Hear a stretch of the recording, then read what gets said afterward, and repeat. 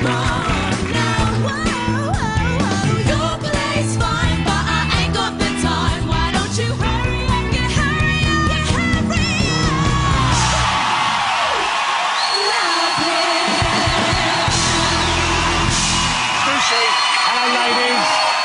Saturday night.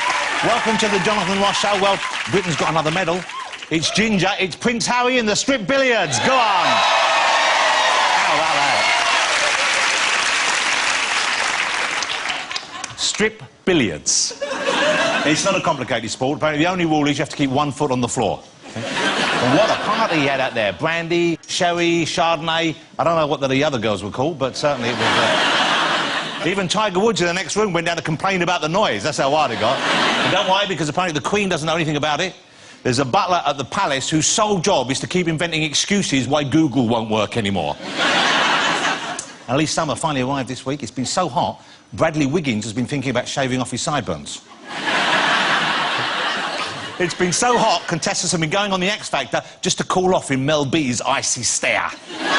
Did you see her on that?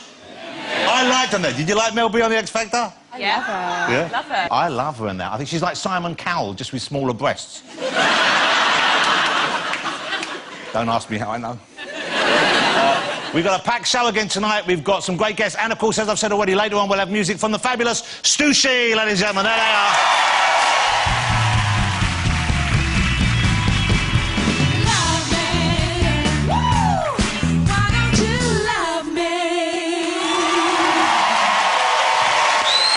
Stussy, Alexandra, Courtney and Karis. That's Stussy. They'll be back later on. Let's have a look at first and see who else is on the show tonight. My first guest is a legend of motorsport. It is the ace on Formula One himself, Mr. Jenson Button. There he is. Hey, Jenson.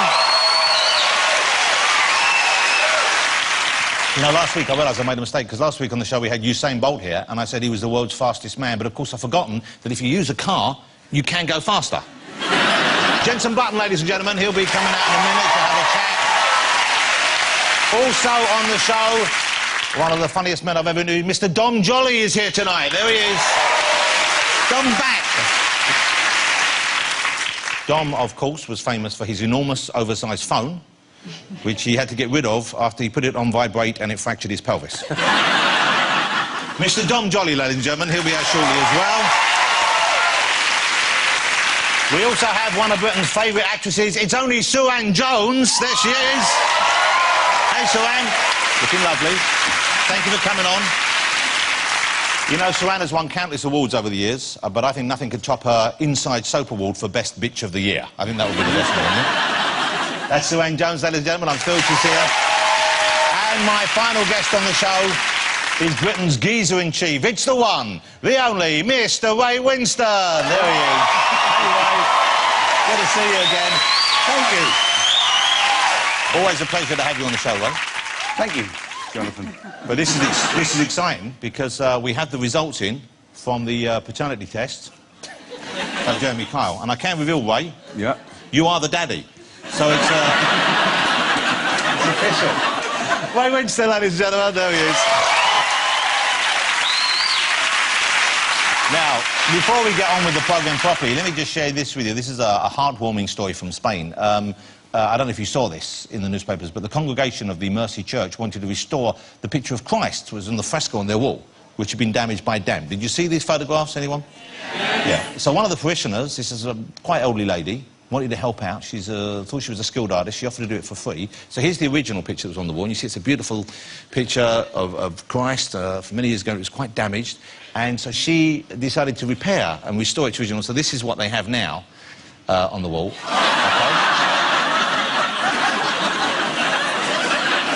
So once again, there's the before, which you can see was fading and needed a little bit of touching up, but it's quite a beautiful, powerful picture of Christ. And then you have afterwards, currently to be seen on the wall. And one of the critics of it said afterwards, obviously they're not best pleased, has said that the portrait now resembles a crayon sketch of a monkey in an ill-fitting tunic. Which I would take objection of, because clearly that's not true. This is what a monkey in an ill-fitting tunic looks like. After all, we all know. Whereas that... it looks nothing like the monkey we have there.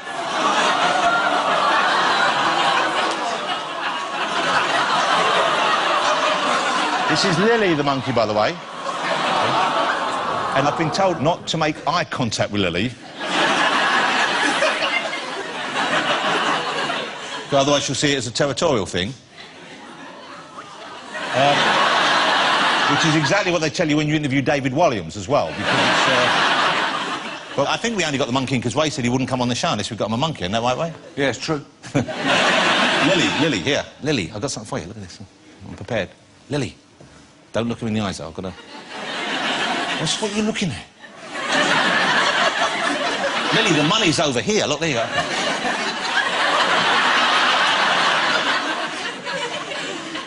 Don't tell me you haven't seen one of these before. You're going to love this. If this is Lily's first banana, this is going to be great. I'll peel it for you. Is that better?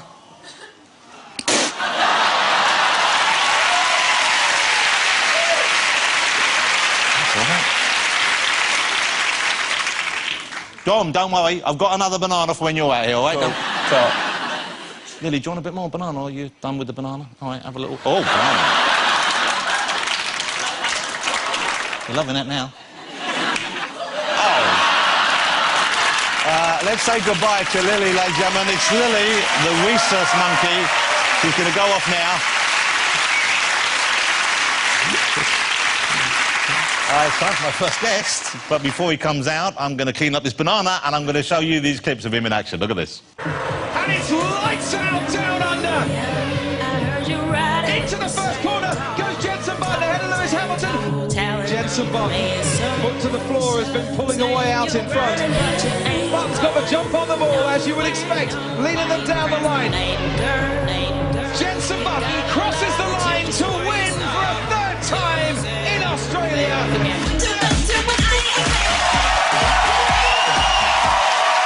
Here he is, ladies and gentlemen, it's Mr. Jenson Button.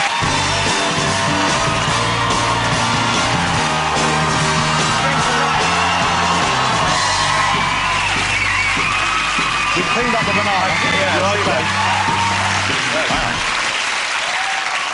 You know, it's quite a hard act to follow, though, a monkey. Amazing. I like a monkey. I love monkeys. Have you got any pets?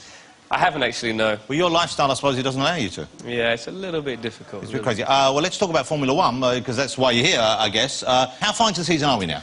We are halfway. I've just Halfway had the summer break. OK, so. and you're probably not where you would want to be in the standings, are you? Not really. OK. What do you guys think? You know where Jenson is? Jenson is, for the McLaren team, is 7th for the moment, right? Lewis Hamilton is 4th for the moment. Yeah. We're struggling this year, but... Well, you're struggling. He's at 4th. He's doing OK. I mean... No, that's actually... One of the team is carrying their weight. There's always one. That's wrong to say we're struggling. We've had a very up and down year. You know, it started great with a win, and then I had a couple of pretty tough races. But it's getting back on track now. I had a second in Germany. Lewis won in Hungary the last race. So it's been good before the summer break, and now we come back and we've got a couple of European races, Spa and Monza. And it's still possible for you guys to come out on top, is it? Yes, I've got to say yes, haven't I? Yeah, you've got to say yes. But it's still, like, mathematically, it's still possible. You could definitely, do it. Yeah, definitely. Okay. And to be fair, we have a very good car at the moment. So. Did you see that documentary on Ayrton Senna? Did you see that movie? Amazing. That was quite something, wasn't it? Yeah. Emotional. Yeah. Incredible piece of film. And they're making a movie right now about James Hunt, I believe. Yeah.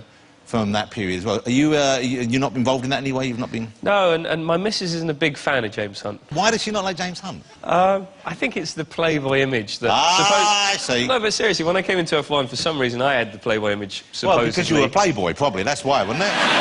You were a bit, though, weren't you?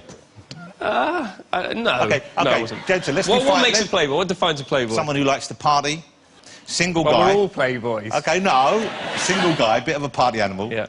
I was, yeah, you're right. Bit of a player. Yeah, I was. No, I don't know about that one, but... do we have a picture, Jessica? Because she's a beautiful young woman. There she is. She's Japanese, I believe. Yes, she is, actually.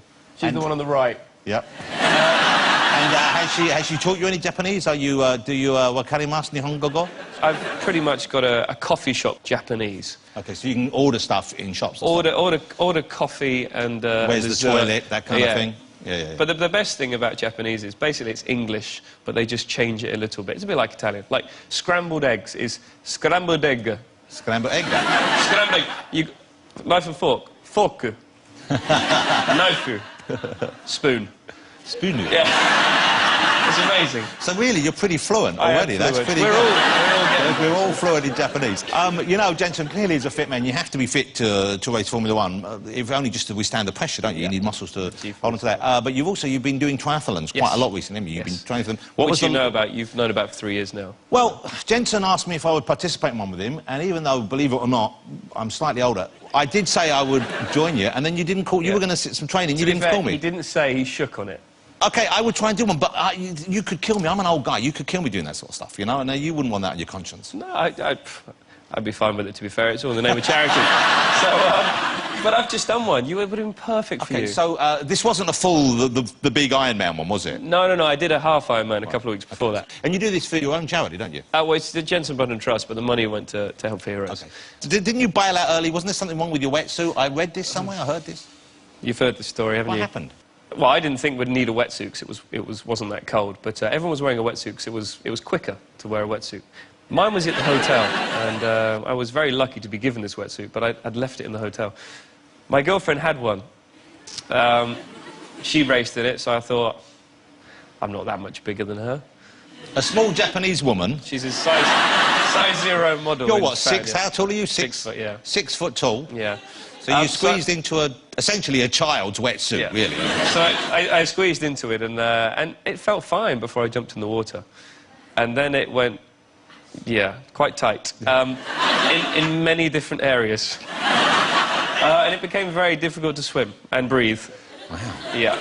So you couldn't carry on, I guess? So I actually stopped halfway and had a panic attack. And I was supposed to be this super fit person. You know. Help me, wetsuit's too tight! It was, yeah. So it was a little bit embarrassing. So I had to undo it and in the water, and then swim on, get out, and it was like, that's game over. It was quite embarrassing on my own triathlon, but there you go. Never wear... Yeah, exactly. Yeah, note to self, bring your own wetsuit. Or never wear women's clothing. Unless you look really good in it. Although, helps the day go quicker sometimes. Yeah. So listen, F1 drivers have amazing reflexes, as I'm sure you know, and there's a device over here that Jensen has brought in for us. This is called the Batak, is that right? I think so. Yeah, but you do this as part of your training? I do this every day. You really do it every day? I wake up in the morning, do this before breakfast. No, seriously, you do? No. No. I've used this, I think, twice this year. OK, and do you have to do it, or they want to see how fast you are, or you just do it for fun? For fun, and also, yeah, it's good for reaction. Well, let's go over, because I want to see if you've still got what it takes. Let's see, because we've got a scoreboard here, and I thought maybe we'd get the guests to try out. Everyone's on there. Everyone's going to give it a go, maybe. So the idea is, the lights come on, is that right? Yes. And you have to... Exactly. It's all to do with reactions and your vision, basically, to be able to see the lights. OK, so it runs for 30 seconds. Yes. It times, you have to hit the light when it comes on. OK. You want to warm up first? No. OK. That's it, that's it. I think so. So you press 4 to start, I believe. Oh, really? OK. Yeah. Do you not know? You've never seen one of these before? I always told you did this quite a lot. Yeah, obviously. OK. Right. You ready? I'm ready. OK, you ready? Hold on. Get ready. Go. Wow.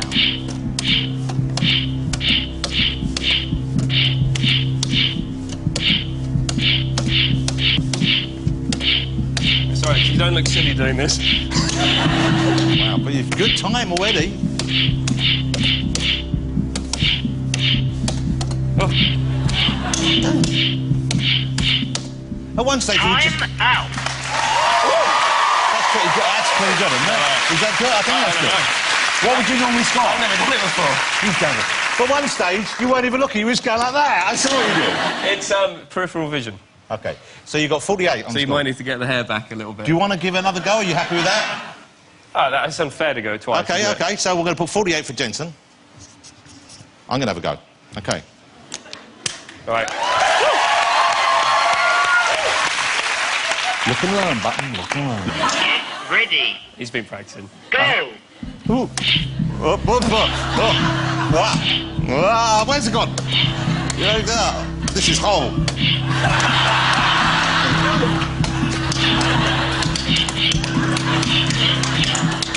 It's like me playing the drums. This is a new technique. You might have broken it. I think you might have broken it. You hit it too hard. Where's it got? This is just horrible and embarrassing. Time out. Very well. Is the kicking allowed?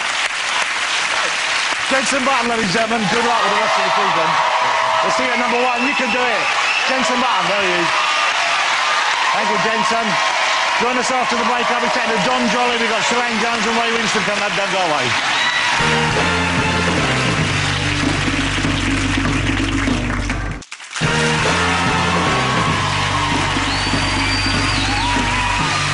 Welcome back. Thank you very much. Hurt my hand on that machine. I'm all for supporting my local shops, but sometimes it's not easy. Take the other day, I was looking for a book about Chinese spiritualism. I thought I'd found the ideal place. Turns out, no. I went into this one, and it was the Wong fucking bookstore. So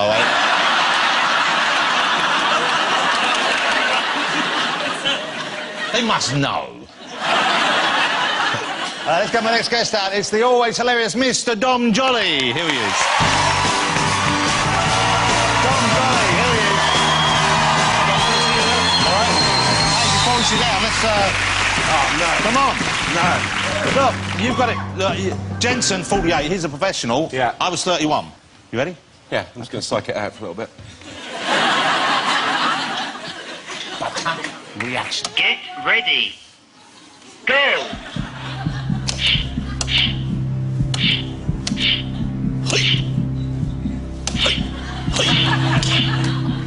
I like the sound effects we're getting now, so. This is great. You're doing pretty well. You're doing well. Oh. The spin. There's the spin. I'm liking the move. Styling. Pretty well. That's it. You beat me. Yeah, I beat you, but you were doing flourishes. You were doing... you would have won on style. No, I've got no peripheral vision. Pretty good. 27, not bad. Come on over, Dom. That's the problem. I'm really annoyed with that now. But you see, people think it's easy. You don't see the ones at the corners, do you? I thought I had amazing peripheral vision. I thought it was one of my big strong points. Are you a good driver? Are you a fast driver? Do you think you could do what Jensen does? I think I'm a good driver, which means I'm probably very, very bad. Yeah. My wife thinks I'm the worst driver ever. She won't drive with me. Road rage, tractor rage a lot where I live in the Cotswolds. You don't want to get a car that makes me. You don't really want to do that. Yeah. No. Now, I didn't realise you started in politics. You started making genuine, straightforward TV, is that right? It's where all hidden camera comedians begin. ITN. In the news in the department. newsroom, yeah. No, I worked at ITN. I was quite into politics, but I'm not into politics itself. I like kind of following politics because it's just like school gossip, basically. Yeah. And I got a job as a diplomat, believe it or not. That was my first job. It's absolutely true. The worst job I could ever give to me. But when I left university, I speak some languages because I grew up in Lebanon. So someone said to me, you should apply for the European Commission. They take, you know, they give you a job. So you were just about to say they take anyone, weren't you? They did. Well, hello. So anyway, long story short, I end up in Prague and I'm a diplomat for 6 months. I did absolutely nothing. Yeah. But when I come back, it looks great on the CV, so I get a job at ITN in Westminster. So for 2 years, I had a pass for the House of Commons. I could go in, it's crazy. And they didn't read, I think they realised I wasn't top material, so I'd get the rubbish interviews. Yeah. I'd go out on the green, and I'd get the one where you meet the MP and he gives you the quote and then you run back and give it and they put it in the package. Yeah. And I got so bored and I had loads of friends that were like not doing stuff. So I ended up saying, well, you know, I'm doing Paddy Ashton at 2 o'clock. Do something in the background. So we'd have someone come down, a couple of clowns. I didn't have clown friends, but they were dressed up. And they'd have a clown fight, and ITN saw it, and they're like, oh my God, look at that, there's a clown fight. They put it on. Then we did something with David Mellor, and I had some friends kicking a football, and they hit it, and it hit them in the face. So they put that on, and then the third time, I can't remember who it was, they suddenly thought, hang on. And that was it, I was fired. You're getting too lucky with the background, yeah, I I think. It's like, I can't believe it. Every time I go out there, something happens. So presumably then, enjoying doing that, see, that's what gave you the idea for Trigger Happy, is that right? Well, no, I used to muck about, so that's where I got the sort of... I realised that if you wear a suit and you're talking to someone, they're never really listening to what you're saying, they're just, you know... They're just sort of assuming you're saying something, so you can kind of get away with anything. Yeah. And originally, I was going to do a satire show. I was going to do a political satire show. And I took it to Channel 4, and the woman who met me really liked my stuff, but she said she'd just done Brass Eye of Chris Morris, and she'd spent 2 years in court, basically. Yeah. and she just said, I can't do anything more political, I don't want to go to court. Couldn't just do a programme about nothing, like stupid stuff. And I went, absolutely no problem with that whatsoever. And that was Trigger Happy. So I'm really pleased she did that, because it allowed me just to be totally stupid. Because that was a huge hit right out of the gate. Trigger Happy was just suddenly... It was crazy. And what happened to the big phone? You still have the big phone? Everyone loved that big phone. Well, you know, that's the question I get asked the most, is where's the big phone? And I still haven't got a funny reply. The best I've got is it's charging and the battery takes 4 years, and yeah, it's shit. So I don't use it. The prop itself, do you still have the prop? I do. It's in my downstairs bathroom in the Cotswolds, and I've put it in a little glass cabinet, and it has the words, do not break unless in case of dire career emergency. And I've come close. I've come very close. But it's not broken yet. Okay. So, yeah. Well, let's talk about your new show, because Dom's back with a new show. It's called Full Britannia, and it's a different take on a hidden camera show, isn't it? Well, it's a hidden camera show. I mean, Trigger Happy was quite clean, if you like. I was quite worried when people sort of said, oh, the whole family can watch this. And I was like, oh, I don't want that. Doesn't sound cool. But I don't sort of do knob gags and stuff. I like surreal humour. And I wanted to do a show... Now I've got kids. There's like very few shows that you can watch the whole family. How old are your kids? 11 and 8. Okay. Had to think for a second, but yeah, I think that's right. And, you know, you end up either watching something they like but you hate, or vice versa, or X Factor, which everyone's happy with. But I just wanted to make a show that everyone would want to watch, or try and do it so anyway. Silly, fun, but totally as you said, stupid, pointless, and the only rule in it is basically it's if you're in Britain, you're not safe. I will get you.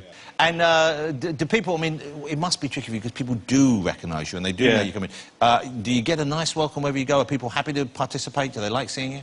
No. I'll be honest with you. I mean, I do a lot of prosthetics in this one, so I can get away with it. But I am unpopular, well, more unpopular than usual in certain towns.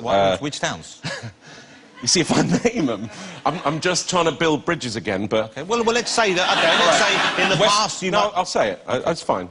I'm sorry, but Weston-super-Mare, we have problems. I wrote something quite true about the place. I didn't think it was the most beautiful place, and that it stank of something. Okay. And they burnt an effigy of me in the town. And they had a slug race in which they named every slug Dom Jolly. And then when their pier burnt down, they blamed me. Wow. When it was not me. So we have some clips. We have some clips of the new show. It starts Saturday week. Yep, Saturday week. 7 o'clock, ITV Saturday nights. This is Dom Jolly, Full Britannia. Oh, hello.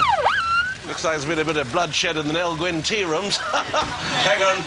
I always wondered what it's like to drive one of those. When you're a boy, you want to go. Hold this 1 second for me, will you? I just want a little go. Hang on.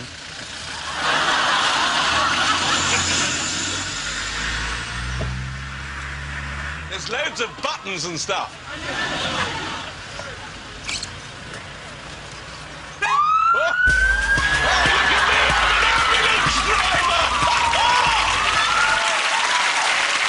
Dom Jolly. Back surprising people. Back annoying people, I think. So that character, he's a regular fixture in the show, is that right? Yeah, I don't like giving names to characters, but he has got a name, so he's Asbo Vicar. And he lives in one town very near me in Gloucestershire called... He doesn't actually live there, but we filmed it in Bourton-on-the-Water, which is the sort of Venice of the Cotswolds, they like to picture themselves as. So they have a lot of visitors, and he, for a couple of days, was the first person anyone would meet. And he's initially charming, although he is rude about wherever they're from, especially Weston-super-Mare. And then, but he can't help himself. He sort of feels he runs the village. Yeah. So he doesn't like cyclists, so he maces them and they go in. He'll smash small children's toys, very bad on buskers, pushes old ladies off bridges. It sounds all, you know, not real old ladies. But people must be terrified when they see it happening and not knowing it's a stunt. When you see a vicar pushing an old lady into a river, that must be quite, you know, it's quite a shock. I think that's one of the really interesting things about hidden camera, for me, is that there's an adrenaline buzz. Like, when you're about to do something, you're in the Cotswolds, you're in this town, and I've got, you know, 2 cameramen hidden in tents and someone hidden in a window, and there's a stunt guy coming in, and this whole scene's about to happen, and no one knows. They're wandering around. So you feel a bit like, I don't know, before you're doing a bank robbery or whatever, and then it all kicks off. And the good thing about it is we have to get people's permission afterwards to do it. And actually, they're normally so relieved that there's a logical explanation for what's happened. But, hey, let's have a look back in the green room, because I think you missed something. While you're out, Lily's gone in there, and we didn't know Lily's quite a dab hand. That's pretty good. That's pretty good. That's pretty good.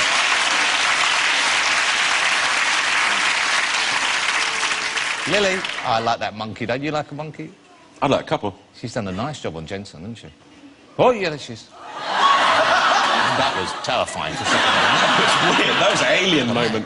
Hey, but how great to have you on the show. What great fun it was to have you here. I can't wait to see Full Britannia. Don Jolly, ladies and gentlemen. That was great. Really good. Thank you, man. Thank you. Join us after the break. I'll be talking to the fabulous Sue-Ann Jones. Don't go away.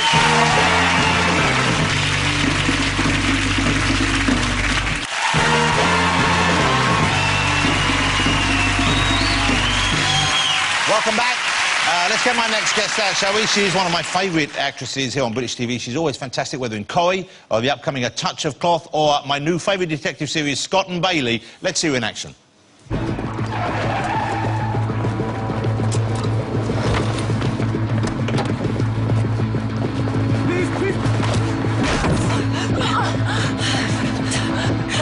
Yeah, go for it, hard man. Do you want to wake up in hospital? I'm arresting you on suspicion of murder. Get off me, you lesbian. Shut up, arsehole. You don't have to say anything. It may harm your defence if you do not mention one question, something you later rely on in court. Do you understand me? Here she is. Please welcome the lovely Sue-Ann Jones. Sue-Ann Jones, ladies and gentlemen.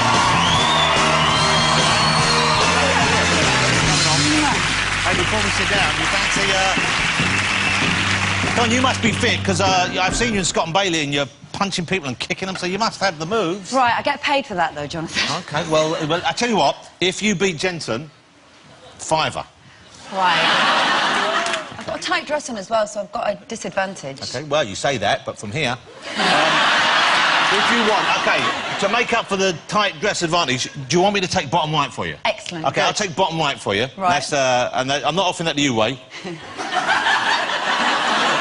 OK, you ready? So you press 4 to start. Get ready. Go. Oh.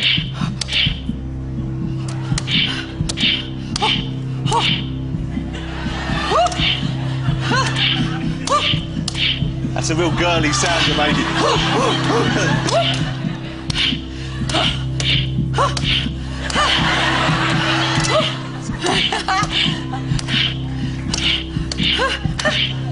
Go on, Sue-Ann. That's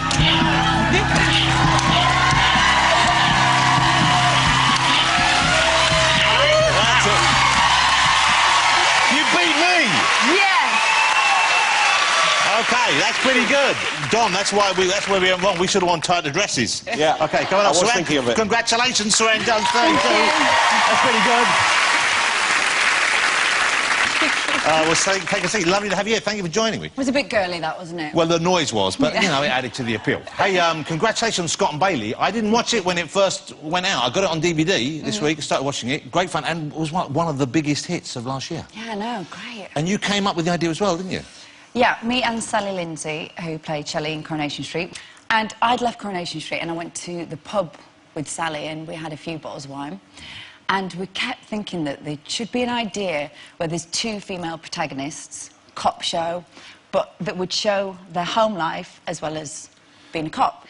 And we're starting the 3rd season in November. So it'll be on next year?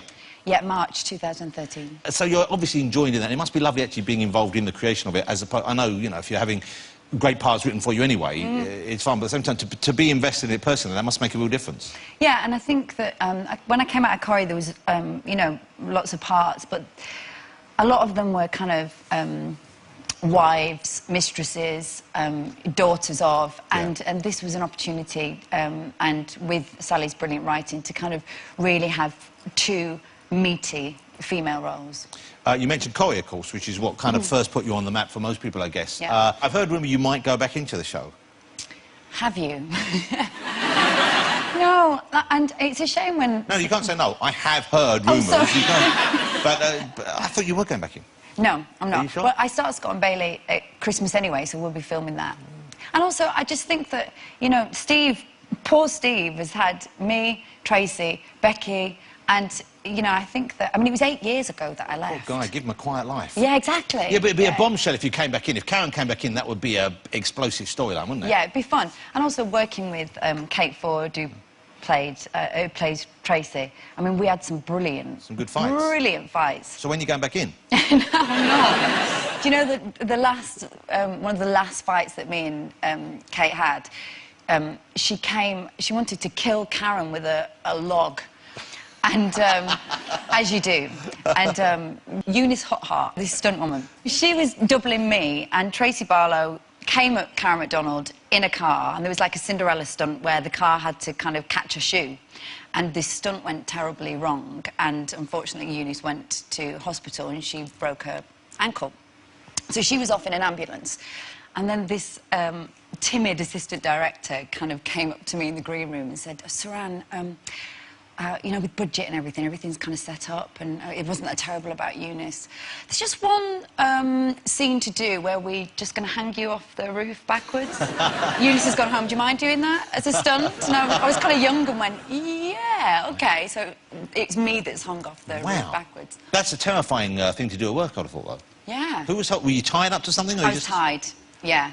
With Kate Ford, who's sometimes not great at stunts. She's like quite girly, so me hitting that's kind of Kate, you know, with the log going, ooh, ooh. So, yeah. But you know what a great bunch of people, and a lot of fun. Well, you know what must be fun as well, I'm sure, is I saw you in Doctor Who. Did you see Saran in Doctor Who, which is what a great show to be invited to be part of. And I would imagine a fairly different kind of fan base, different people see that to the ones who saw you in Coronation Street. Would I be right? Yeah, it's strange. Like, I'll be on the tube and I'll get like a 40-year-old man kind of sliding up to me, and I'm thinking, you know, God, I'm going to get tried up here. And they'll say, by the way, the Neil Gaiman episode was really great, Doctor Who, really big fan, and then they'll kind of wander back down the tube, and I'm like, OK. It surprised me and delighted me when I heard what you were doing next, because this thing, Touch of Cloth, is... it's kind of an unusual thing for you to be doing, I think. Because it's a cop show. Yeah, let's explain what it is. It's called Touch of Cloth, and it's a cop show, but it's not like Scott and Bailey, for example. God, no. No, there are big erections in it that get put in pouches. Okay. Maybe we should just leave it there, because then I think you guaranteed a certain audience. Yes. It's a spoof, isn't it? But it's a parody. Yeah, it's Charlie Brooker, and if you like... It's silly humour, and if you like Naked Gun, Airplane, Police Squad...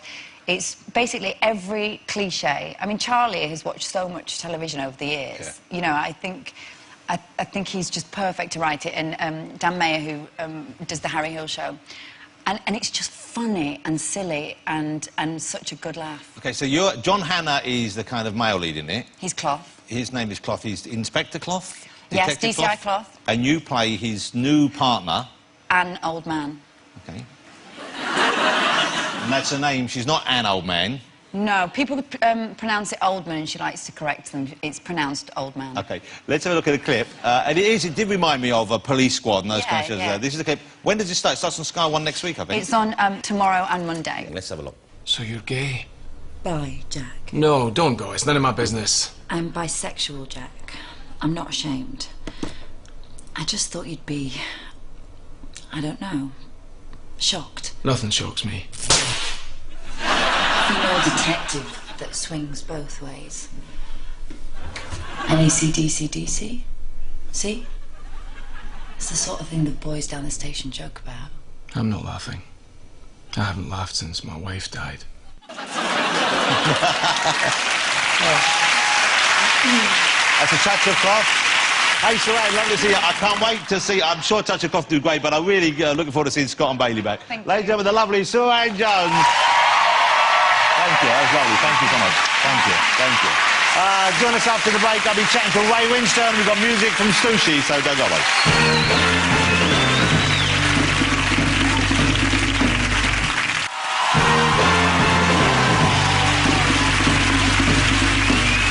Welcome back. Thank you. You know, I'm genuinely thrilled my next guest is on the show. He's, without doubt, one of my favourite screen actors. I loved him when I first saw him way back when he was in Scum. More recently, working with Scorsese in The Departed. He was in the last Indiana Jones movies. Of course, the fabulous Sexy Beast. No one fills a pair of tight trunks like he does. Will you please welcome the fabulous Mr. Ray Winstone.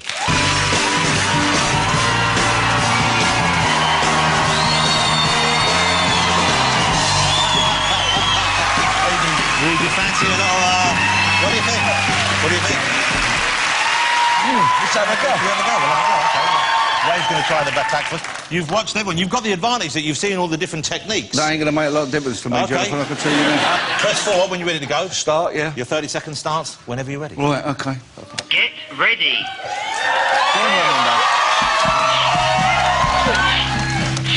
Up. Oh, this is that one. Left. Right. Left. Bottom.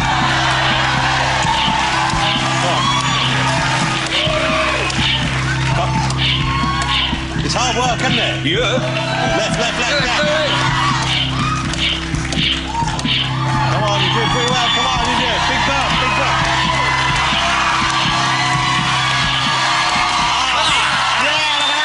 32.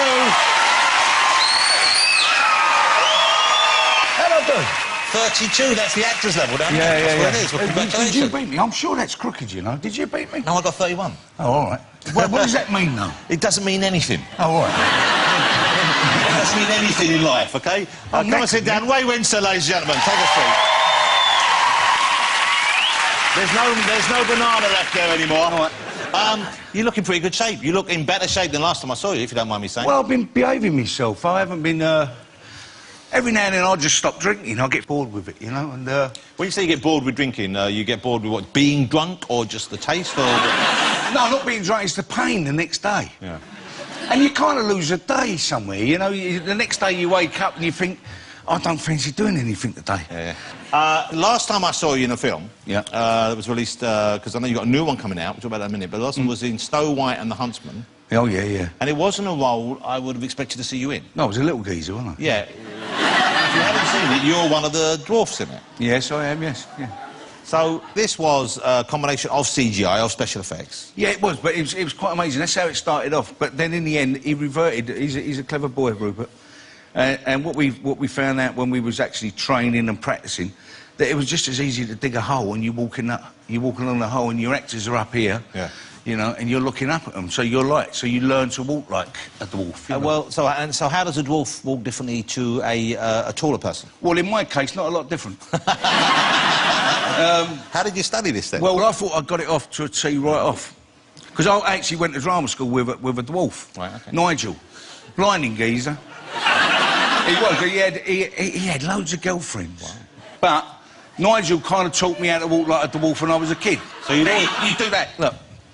And I thought, what you do, you drop your shoulders and keep your hips in, like that, and your head come like that. And when you walk, you kind of... So it's more about... Yeah, well, when I actually... There's no point clapping, because that's wrong, totally wrong. And when I thought I'd got it off to a T, and I don't know whether you call him a dance master, because, you know, none of us could really dance, but he said, he just went like that. Oh, my God. And so we had the little guys come in and we worked with them and we kind of got it off to a T. But they had to learn to walk like us as well, so we had to look the same. OK, this is something I've been looking forward to. I've been very excited about when I heard that Ray was doing it, and particularly that you were involved, because I think you needed someone with your kind of, like, you know, presence to it, is that they've made a movie finally based on the classic 1970s TV show, The Sweeney. OK, that's what's coming out. Yep. But it's not the TV show, is it? It's a different... It's a different thing. I mean, Life on Mars done the spoof of going back to the 70s, and it's been done that, you know? So it's not set in the 70s? No, it's not. It's set now. But I'm an old cop, obviously, and, yeah. And I'm kind of a dinosaur. I'm a throwback to the 70s and the 80s, you know, a guy who kicks down the doors and goes in and beats them up and then tells them they're nicked, you know? Yeah. Get your strides on, you're nicked. And that's my character in it. That's Regan today. He is a dinosaur. And we got Ben Drew from Plan B playing Carter. Yeah. He's fantastic, and all girls, believe me. Not in that way. I mean, as an actor, you know? Let's have a look at a trailer for it. This is a taste of the Sweeney for you. It's out September the 12th. Look at this. I'm going to ask you a question. You answer it if you want to live. I need to put him away. No, Jack. Answer me! There is one piece of undeniable evidence you're overlooking. Get it quickly, Regan. Tell them we're coming after them. We're coming after all of them.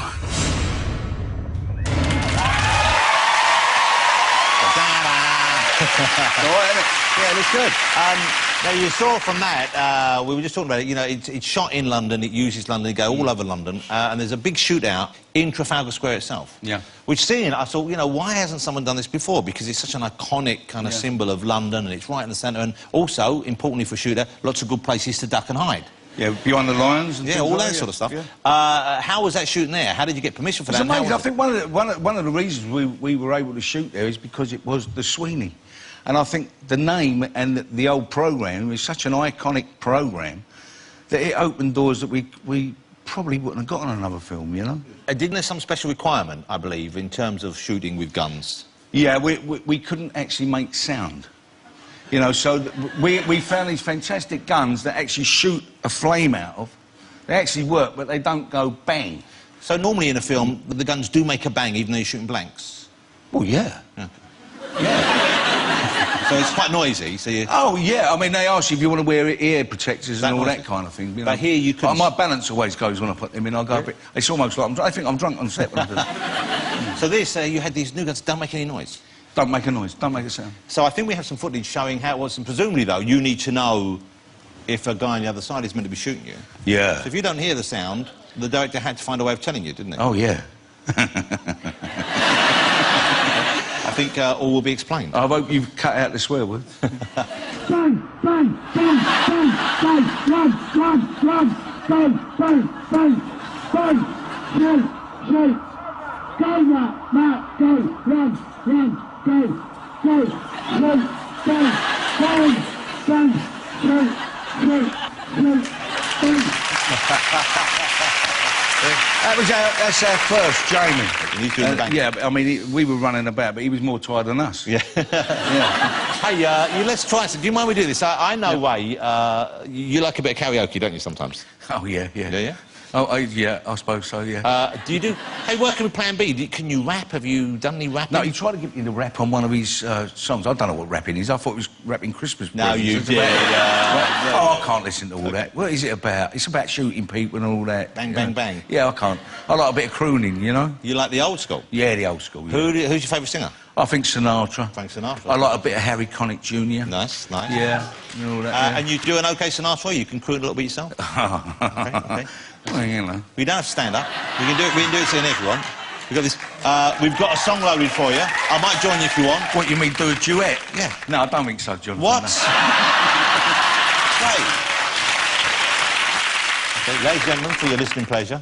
Oh, God, I'll probably never work again. Here you go. It's a rare treat for you as you enjoy the vocal stylings of Raimondo Winston with his unique interpretation of Under My Skin. No laughing, Shireen. Hit it, Ray.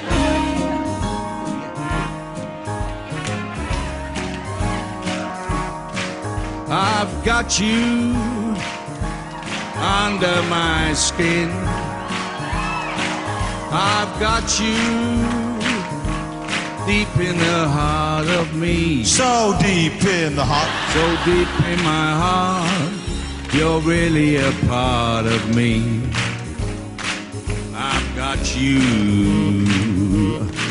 Oh, try to get anything, come what might, for the sake of having you near, in spite of the warning voice comes in the night and repeats how it yells in my ear. What does it say, Ray? Don't you know, you fool, you never can win. Use your mentality. Wake up to reality. And each time I do, just the thought of you makes me stop just before I begin. 'Cause I've got you. Where have you got me, Ray? Right under your skin. Well done. Woo! Great. You've got it going on. Mr. Ray Winston, ladies and gentlemen. Great to have you here again, Ray. Thank you. Always a pleasure. Okay. Thanks to all my guests tonight. Of course, Ray, Jensen, Dom and Suran. Thank you so much. Next week on the show, I'll be joined by Olympic gold medalist Mo Farah. King of the Choir Gareth Malone will be here. The beautiful Rosie Huntington-Whiteley and Ray's new best friend, Plan B. Oi, in Ben Drew. He'll be chatting and performing. But now, to play us out with their massive summer hit single, Black Heart, it is the fantastic Stussy.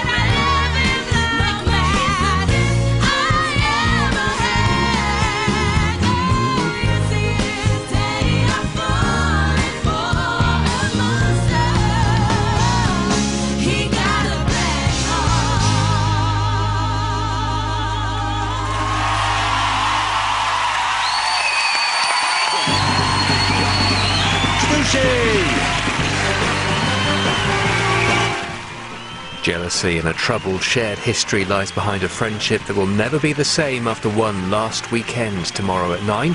And if you missed it, catch up before then. It's now on ITV Player. After the news tonight, Oscar winners Julia Roberts and Tom Wilkinson bring comedy and drama in our film Duplicity.